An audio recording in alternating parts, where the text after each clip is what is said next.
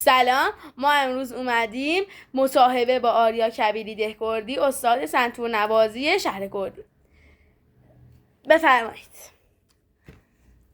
سلام، من آریا کبیری هستم در رشته سنتور نوازی سنتی در شهر کردی.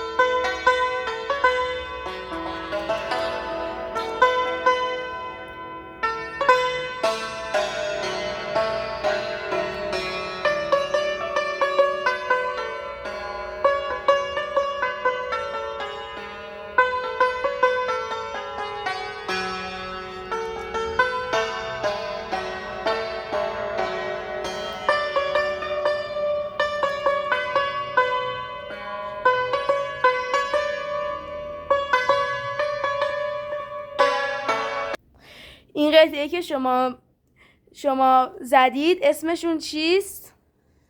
این قطعه در کتاب استاد پایور هست. قطعه شهر آشوب در سنتور شور اجرا می شود و خیلی خوب است. ممنون از همراهی شما. خدا نگهدار.